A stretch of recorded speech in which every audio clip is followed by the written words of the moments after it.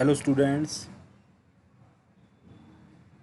आज हम class 10th का आगे का पार्ट पढ़ेंगे कि हमने अभी तक क्या क्या पढ़ा। अभी तक हमने रासायनिक अभिक्रियाओं के प्रकार पढ़े थे। लास्ट क्लास में हमने क्या पढ़ा था? रासायनिक अभिक्रियाओं के प्रकार। तो इसमें हमने दो प्रकार की अभिक्रिया पढ़ी थी। एक पढ़ी है संयोजन अभिक्रिया और दूसरी वियोजन अभिक्रिया। ठीक है, एक प्रकार की हमने पढ़ी संयोजन अभिक्रिया, एक पढ़ी हमने वियोजन अभिक्रिया। आज हम इस पार्ट का अगले अभिक्रिया पढ़ेंगे। अभिक्रियाओं के प्रकार में संयोजन पढ़ ली हमने और वियोजन पढ़ ली। तो आज हम तीसरी प्रकार की अभिक्रिया पढ़ेंगे। इसका हमने नाम दे रखा है विस्थापन अभिक्रिया। ठीक है, विस्थापन अभिक्रिया। देखो, इसको पढ़ने से पहले हम इसको एक शॉर्ट में समझ लेते हैं कि विस्थापन अभिक्रिया क्या होती है। कि मान लीजिए कोई अभिक्रिया है, जैसे आपके पास किसी अभिक्रिया में ए अभिकारक है और दूसरा अभिकारक है और B and C, B C अभिकारक। ये दो तरह के क्या मेरे पास में अभिकारक। हमने इन दोनों की अभिक्रिया कराई तो हमारे पास उत्पाद देखिए विस्थापन अभिक्रिया में किस प्रकार से बनेंगे कि ए ने बी को विस्थापित कर दिया।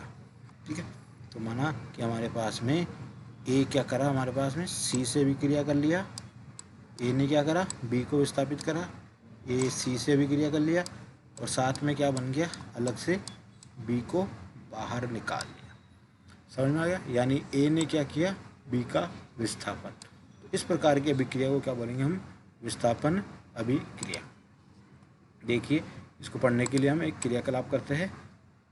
जैसे कि आपके पास में एक ये चित्र दिया रखा है, इसमें क्या कर रखा है, एक हमने क्या ले रखी है, परख नली। क्या ले रखी है, परख नली, कांच की परख नली ले रखी है। इसमें हमने क्या किया कि जो नीला कलर का विलयन दिख रखा है, इसमें क्या डाल दिया हमने, कॉपर सल्फेट। क्या डाला हमने, कॉपर सल्फेट। ठीक है, ठीक है, ये लिखा हुआ कॉपर सल्फेट। सूत्र पता होना चाहिए हमें सबका। कॉपर सल्फेट का सूत्र होता है CuSO4, CuSO4, कॉपर सल्फेट। ठीक है, क्या डाला हमने, कॉपर सल्फेट का विलयन। अब इसमें क्या कर रखा हमने, 2 कीलों को लटका रखा है। ठीक है, लोहे की कील, यानी लोहे को हम किस रूप में लिखते हैं, Fe, आयरन। ठीक है, Fe।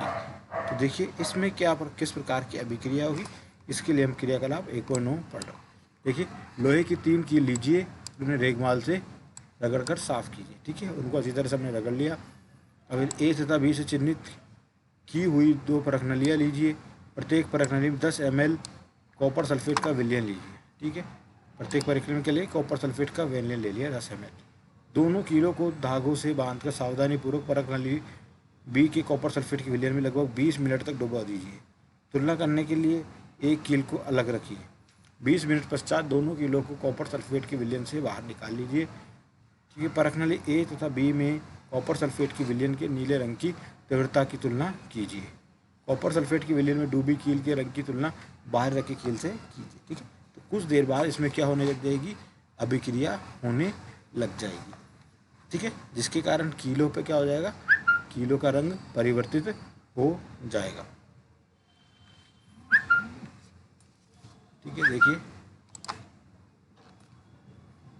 ये आपको चित्र दिख रहा है।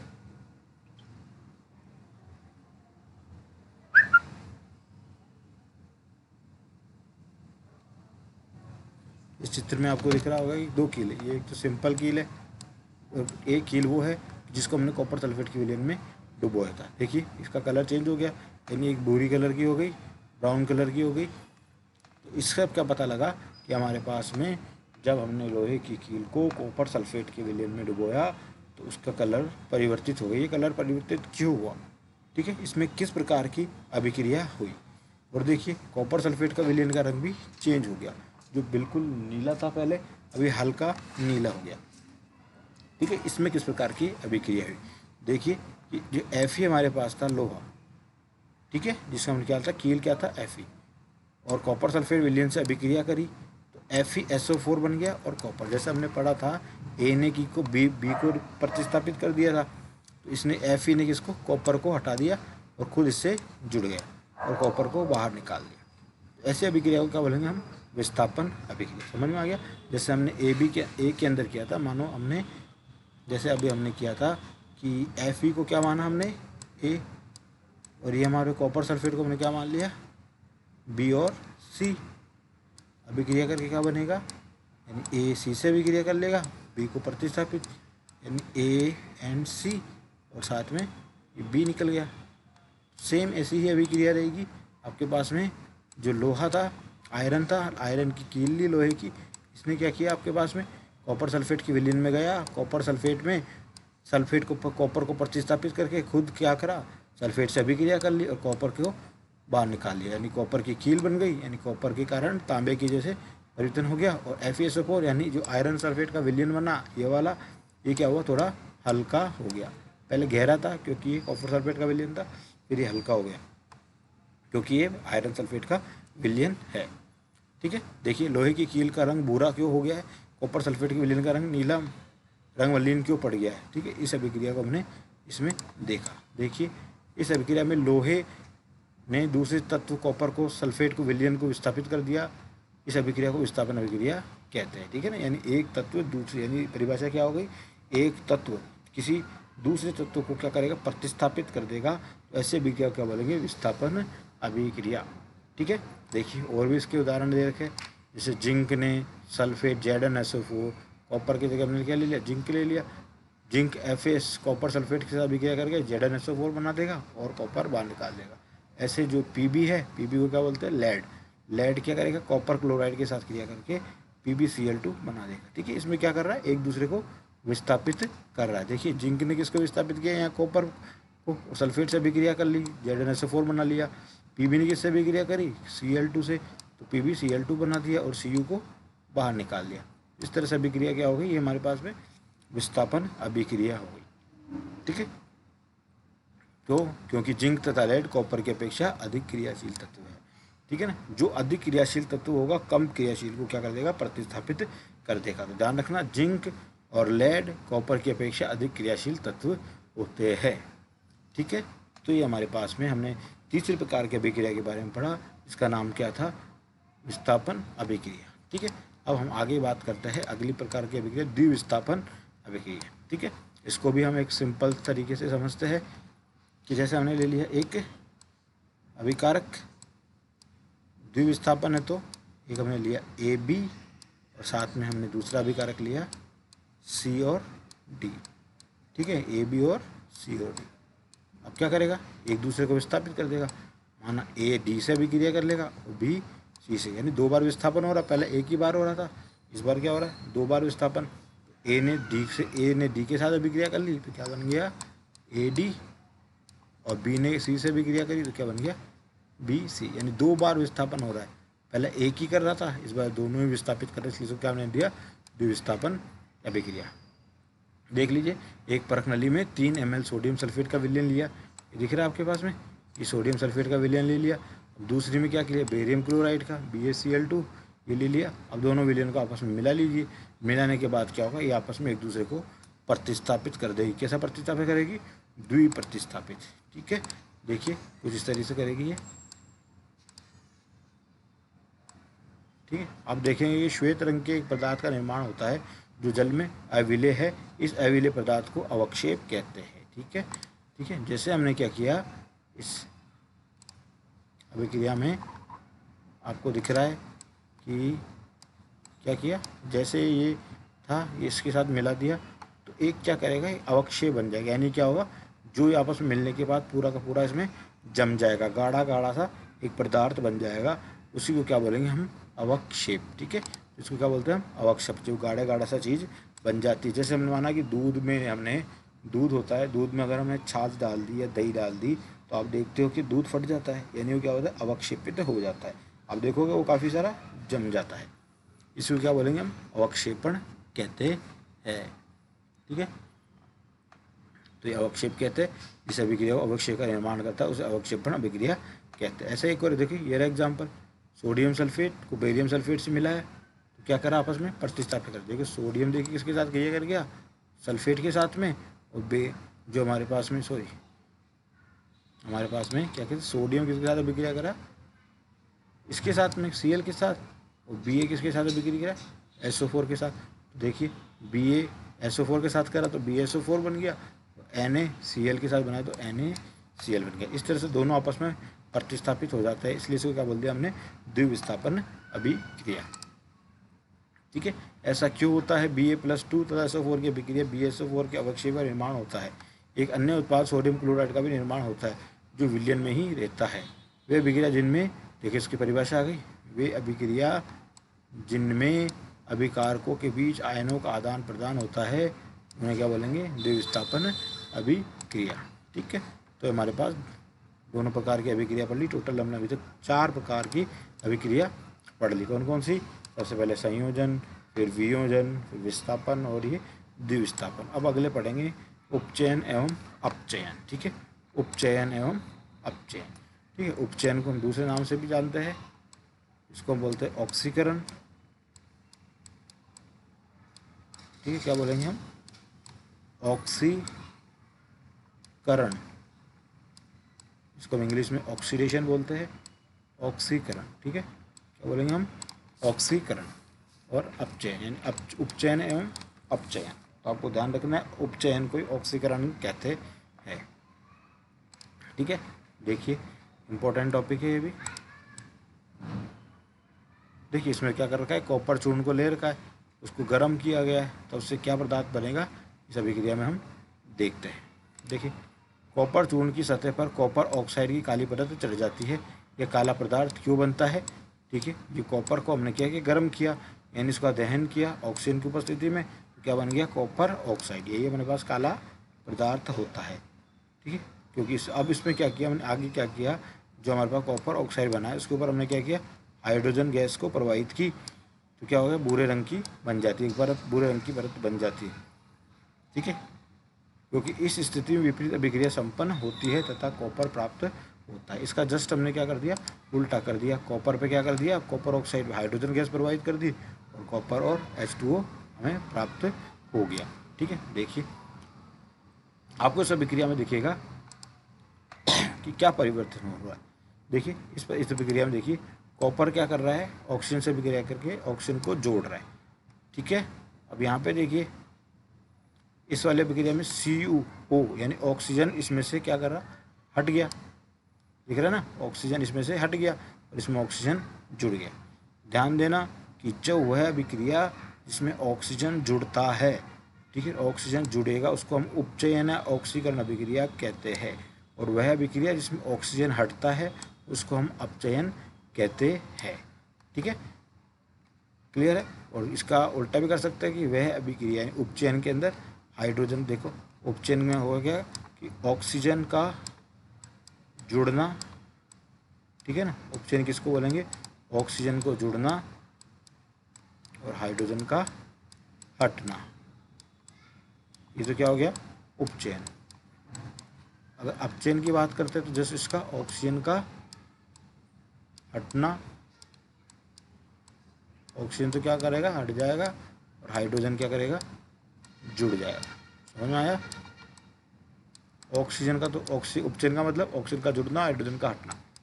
अपचयन का मतलब ऑक्सीजन का हटना और हाइड्रोजन का जुड़ना। तो ये हमारे पास में एक सिंपल परिभाषा हो जाएगी, इसको हम आगे पढ़ेंगे। देखिए अभिक्रिया में समय जब किसी पदार्थ की ऑक्सीजन की वृद्धि होती है, ठीक है, यानी ऑक्सीजन का जुड़ना यानी वृद्धि हो गई, तो उसे क्या करेंगे, उपचयन हुआ। तथा अभिक्रिया में किसी पदार्थ में ऑक्सीजन का ह्रास होता है तो उसको क्या बोलेंगे, अपचयन। जो हमने पढ़ा उसी के बारे में इसमें बताया गया है। ठीक है, हम अगले पेज पे बात करते हैं। देखिए अभिक्रिया 1 कॉपर ऑक्साइड में ऑक्सीजन का ह्रास हो रहा है इसलिए अपचयित हुआ, हाइड्रोजन में ऑक्सीजन की वृद्धि हो रही है इसलिए ये उपचयित हुआ। ठीक है, छोड़िए इसको। देखिए इसमें क्या हो रहा है, इसको अभिक्रिया समझते हैं हम कि इस अभिक्रिया में देखिए CuO कॉपर ऑक्साइड से क्या हो रहा है, ऑक्सीजन का बाहर निकलना, ऑक्सीजन जिसमें बाहर निकलती है इसको क्या बोलते हैं, अपचयन। और देखिए अगली अभिक्रिया में H2 किस में परिवर्तित हो गया, O में, H2O में, यानी H2 में क्या जुड़ गया, ऑक्सीजन का जुड़ना, और जिसमें ऑक्सीजन जुड़ती है उसको क्या बोलते हैं, उपचयन। ध्यान रखना, ऑक्सीजन का जुड़ना उपचयन और ऑक्सीजन का हटना अपचयन। ठीक है, तो देखिए यानी इस संपूर्ण अभिक्रिया को हम बोलते हैं जिसमें ऑक्सीकरण भी हो रहा है यानी उपचयन भी हो रहा है, अपचयन भी हो रहा है, तो ऐसी अभिक्रिया क्या बोलेंगे, उपचयन अपचयन। ये हम इसको क्या बोलेंगे, रेडॉक्स अभिक्रिया। ठीक है, तो ऐसी अभिक्रिया यानी अगर आपसे पूछा जाए रेडॉक्स अभिक्रिया किसे कहते हैं, तो आंसर क्या होगा हमारा कि वह अभिक्रिया जिसमें उपचयन एवं अपचयन दोनों साथ साथ होता हो, उसे क्या कहेंगे हम, रेडॉक्स अभिक्रिया।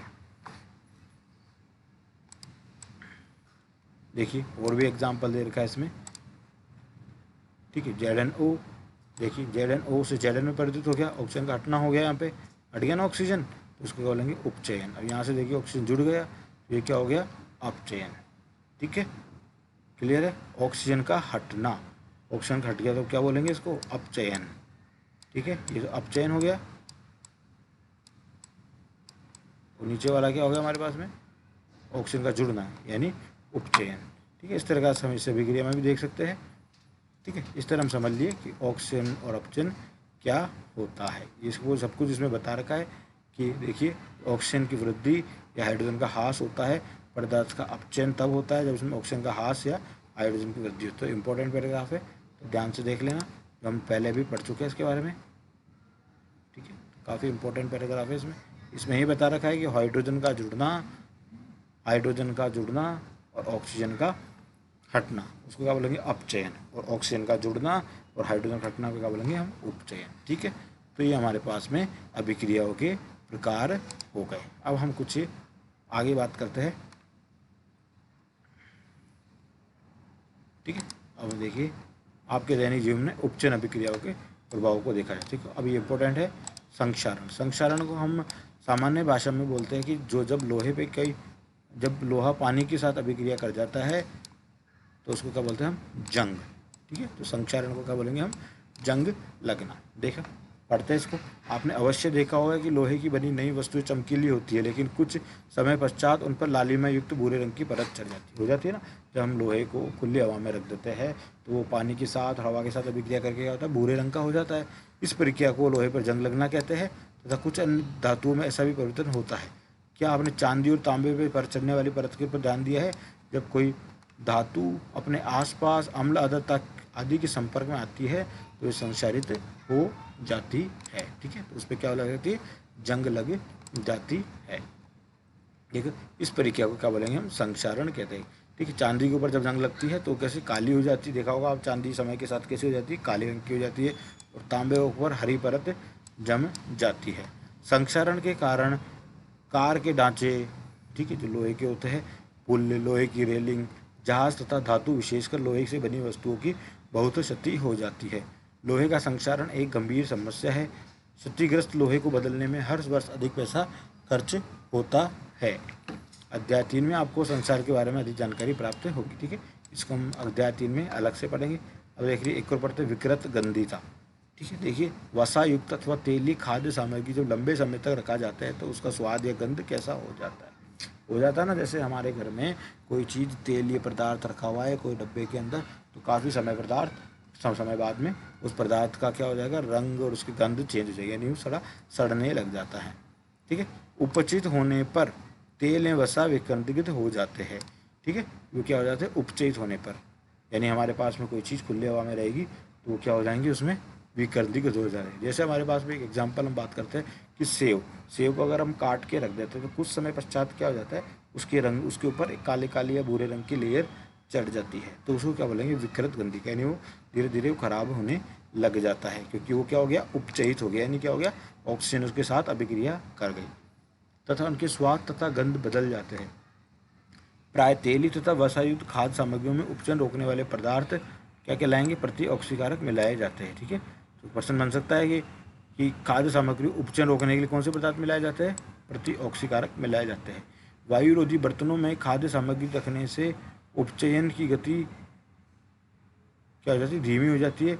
क्या आप जानते हैं कि चिप्स बनाने वाले चिप्स की थैली में भी ऑक्सीजन हटाकर उसमें नाइट्रोजन जैसे कम सक्रिय गैसें युक्त कर देते हैं ताकि चिप्स का उपचयन ना हो सके। ठीक है, जो हमारे पास में हम लोग चिप्स खाते हैं बाज़ार से ली हुई थैलियों में, या फिर हम कोई कुरकुरे वगैरह खाते हैं, तो क्या देखोगे कि वो थैली पूरी भरी हुई नहीं आती, वो क्या आती है, कुछ खाली होती है, उसके अंदर गैस सी भरी हुई होती है।